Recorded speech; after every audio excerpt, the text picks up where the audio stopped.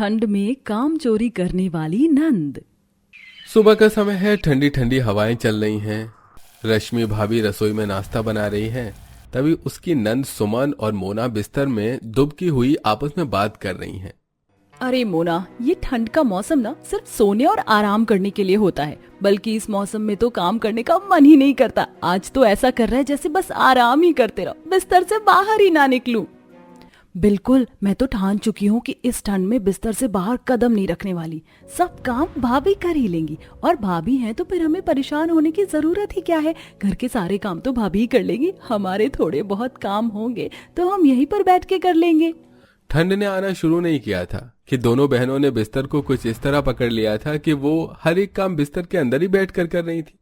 अगले दिन सुमन और मोना बिस्तर में बैठे हैं और अपनी रजाई के अंदर ही ब्रश कर रही हैं। रश्मि देख लेती है और चौंक जाती है। अरे ये क्या, तुम दोनों बिस्तर में बैठकर ब्रश कर रही हो? थोड़ी सी ठंड क्या आई, तुम दोनों ने बिस्तर ही नहीं छोड़ा। बाहर निकल जाओ, कम से कम थोड़ा सा नहा ही लो, शरीर में थोड़ी सी तंदुरुस्ती आ जाएगी, थोड़ी सी शरीर को हवा तो लगने दो। अरे भाभी, बाहर बहुत ठंड है, यहीं से काम चला रहे हैं, हमें बाहर नहीं आना, बिस्तर में ही थोड़ा सुकून मिल रहा है। बाहर देखो ना कितनी ठंड लग रही है, कहीं हमारी तबीयत खराब हो गई तो। और भाभी, वैसे भी कौन देख रहा है हमें, हमें बिस्तर में ही रहने दो। बाहर आकर हमें करना भी क्या है, काम तो आपने कर ही लिए ना सारे। हाँ, काम तो मैंने कर ही लिए, लेकिन फिर भी तुम दोनों को भी तो मेरी मदद करवानी चाहिए। लेकिन अब मैं इन दोनों को क्या ही बोलूं। रश्मि ऐसा सोचकर वहां से बिना कुछ कहे रसोई में चली जाती है। रश्मि किचन में काम कर रही है, तभी मोना बिस्तर से ही आवाज लगाती है।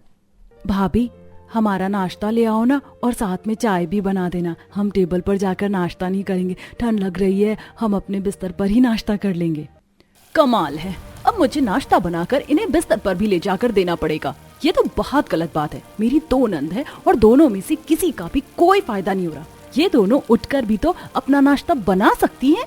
तभी सुमन और मोना को अपनी भाभी की कुछ बातें सुनाई दे जाती हैं और वो उन्हें अपने बिस्तर से ही सुन रही होती है। अरे भाभी, इतनी ठंड में कैसे बाहर जाएं? आप ही ला दो, आप हमारी इतनी प्यारी भाभी हो और हमारे लिए इतना तो कर ही सकती हो। हाँ हाँ, ऐसा बोल बोल कर इन्होंने मुझसे इतने काम करवा लिए हैं, पता नहीं और कितने काम करवाने वाली है। ये तो हद ही कर दी इन्होंने। लेकिन कोई बात नहीं, देखती हूँ कब तक चलेगा इनका आलस। एक ना एक दिन तो इन्हें अपनी आदत खत्म करनी ही पड़ेगी। दिन भर सुमन और मोना बिस्तर में ही रहती हैं। रश्मि अकेले ही सारे काम कर रही है और थक चुकी है। ये दोनों बहनें तो बस सोने और खाने का काम कर रही हैं, इन्हें तो सबक सिखाना पड़ेगा। रात को रश्मि अपने पति अमित से बात करती है। सुनो जी, आपकी बहनों ने मुझे काम वाली बना दिया है, सारा दिन बिस्तर में घुसी रहती है और कोई काम नहीं करती। हाँ, मैंने भी देखा है, ठंड का बहाना बनाकर सारा दिन बिस्तर में पड़ी रहती हैं। कुछ करना पड़ेगा, ऐसे तो इन्हें रोजाना आलस आता रहेगा। अमित और रश्मि दोनों मिलकर कुछ सोचते हैं। एक काम करते हैं, कल से इन्हें हर काम के लिए खुद पर निर्भर रहने देंगे, ताकि समझ में आए कि ठंड में भी काम करना पड़ता है। और बस तुम किसी भी काम को हाथ मत लगाना, बीमारी का बहाना लगाकर बिस्तर में ही लेटी रहना। सही कह रहे हैं आप। देखते हैं ये बहानेबाजी कब तक चलती है। मेरी बीमारी में भी अगर इन्होंने ऐसे ही किया तो। हाँ, उसी के लिए तो ये सब कर रहे हैं। मेरी बहनों को सुधारना जरूरी है। अगले दिन सुबह सुमन और मोना बिस्तर से आवाज लगाती हैं।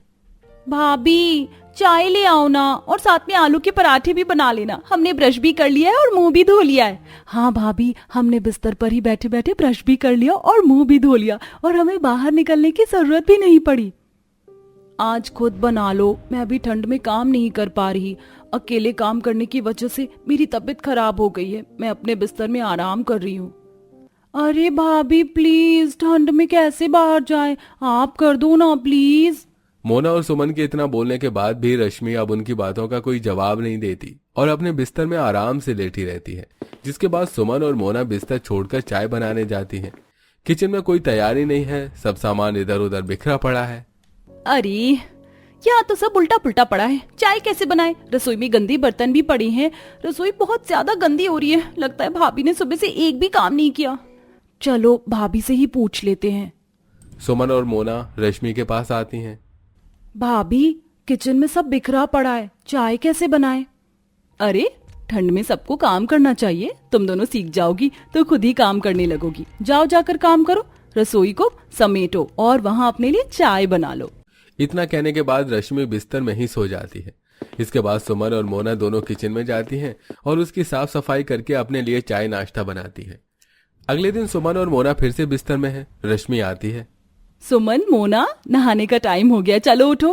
भाभी, इतनी ठंड में कौन नहाएगा, हम ऐसे ही ठीक है। हाँ भाभी, जब गर्मी आएगी तब नहा लेंगे।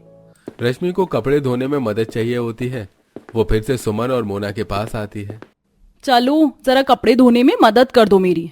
भाभी, ठंड में पानी छूने का मन नहीं है, हाथ बर्फ जैसे हो जाएंगे। हाँ, आप ही कर लो भाभी। रश्मि अब पूरी तरह परेशान हो चुकी है। वो अमित से कहती है कि अब कुछ ठोस करना होगा। अब तो इनका आराम और बहानेबाजी से काम नहीं चलेगा, इन्हें सबक सिखाना ही पड़ेगा। ठीक है, कल से हमारी आखिरी साजिश शुरू करते हैं। अगले दिन रश्मि और अमित ने दोनों नंद से बात करना बंद कर दिया। दोनों नंद परेशान हैं। मोना, भाभी और भैया हमसे बात क्यों नहीं कर रहे? मैं कब से भाभी को आवाज लगा रही हूँ, वो मेरी बातों का जवाब ही नहीं दे रही। मुझे तो लग रहा है कि हमारी आलसी आदतों से वो परेशान हो गए हैं। हमने भी तो आलसपन बहुत ज्यादा कर दिया है। अकेले भाभी ही काम करती रहती है, हम तो उनकी कभी मदद ही नहीं करवाते। अब घर में दोनों नंद को अकेलापन का एहसास होता है। वे दोनों अब खुद ही अपना नाश्ता बनाती हैं और घर के काम भी संभालने की कोशिश करती हैं। लगता है हमें अपनी आदतें बदलनी होंगी। हाँ, अब समझ आया कि ठंड में भी काम करना क्यों जरूरी है। जैसे ठंड हमें लगती है, वैसे ही ठंड हमारी भाभी और भैया को भी तो लगती है। हमें भाभी के बारे में थोड़ा बहुत सोचना चाहिए था। रात को सुमन और मोना रश्मि और अमित के पास जाकर माफी मांगने का सोचती हैं। चलो भैया और भाभी से माफी मांगते हैं। हाँ, अब हम ठंड में भी मिलकर काम करेंगे और भाभी को अकेले काम नहीं करने देंगे। सुमन और मोना रश्मि और अमित के पास जाकर माफी मांगती हैं। भाभी, हमें माफ कर दो, हम बहुत आलसी हो गई थी। अब से काम में आपका साथ देंगे, आपको अकेला नहीं छोड़ेंगे। हम समझ गए हैं कि जैसे हमें ठंड लगती है वैसे ही आपको भी ठंड लगती है। आपके ऊपर घर का सारा काम पड़ जाता है और आप बहुत ज्यादा परेशान हो जाती हो। भाभी, हमने बहुत गलत किया। हमने अपने सारे काम आपसे ही करवाए, बिस्तर में खुद आराम करते रहे और आप बेचारी ठंड में इतना काम करती रही। हमें आपके साथ ऐसा नहीं करना चाहिए था। लेकिन भाभी, आप हमारे ऊपर गुस्सा कर लेती। आपने तो चुप्पी ही साध ली। आपकी और भैया की चुप्पी से हमें अच्छा महसूस नहीं हो रहा। आप दोनों हमसे बात करो, हमें अकेलापन महसूस हो रहा है। अब हम दोनों बहनें मिलकर भाभी आपकी पूरी मदद करेंगे, बस आप हम लोगों से बात कर लो। ठीक है, बस अब से ध्यान रखना कि मिलकर ही काम करें और कोई भी काम चोरी नहीं करेगा। चाहे ठंड हो चाहे गर्मी हो, घर के काम मिलकर ही करने हैं। रश्मि की यह बात सुनकर सुमन और मोना उसकी बात पर सिर हिलाकर हामी भरती हैं, जिसके बाद रश्मि दोनों नंद को गले से लगा लेती है। अगले दिन से सुमन और मोना काम में रश्मि का साथ देने लगती हैं। देखा, ठंड में भी काम करना कितना जरूरी है। और अगर एक अकेले इंसान के साथ दो और लोग लग जाएं तो काम भी जल्दी हो जाते हैं। आप बिल्कुल सही थी भाभी। अब हम ठंड में भी काम नहीं टालेंगे और कभी भी आलस नहीं करेंगे। अब सुमन और मोना ने ठंड में भी काम करना सीख लिया है। रश्मि और अमित खुश हैं कि उनकी योजना सफल रही। अब तो मेरी दोनों बहनें भी समझदार हो गई हैं। हाँ, अब ये ठंड में भी काम करने से नहीं बचेंगी, इन्हें अच्छा सबक मिला। इसी के चलते दोनों भैया भाभी हंसते हैं और उस दिन के बाद उनका पूरा परिवार अच्छे से रहने लगता है। तो दोस्तों, इन नंदों की तरह क्या आप भी ठंड में काम चोरी करते हैं? कमेंट करके हाँ या ना में जवाब जरूर दीजिएगा।